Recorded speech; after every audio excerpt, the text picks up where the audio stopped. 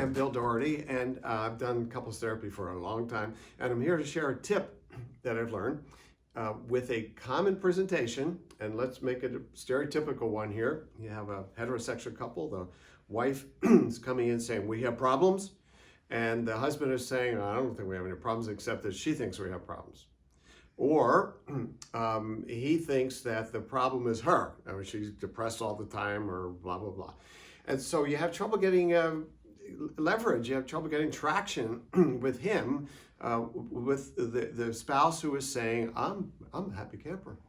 But I have this either impaired spouse or I have this spouse who complains far too much. You know, doesn't accept life as it is. I accept life as it is. Okay, or I'm married to an impaired person here, but I'm a loving guy. Okay, you can have trouble early on getting traction. What I mean by traction is everybody's got to be upset about something for me to help them. Okay, and if somebody's saying I'm not upset, so one of the things that I assume is that at home they are dealing with a conflict over the sources of their problems and the extent of their problems. And I can be sure that their spouse is complaining about them. In other words, that she's saying in this case, no, you're not doing that right. You're not connecting with me, blah, blah, blah. And it isn't just my depression, it's how you treat me. So my working assumption is that he is feeling complained about, okay?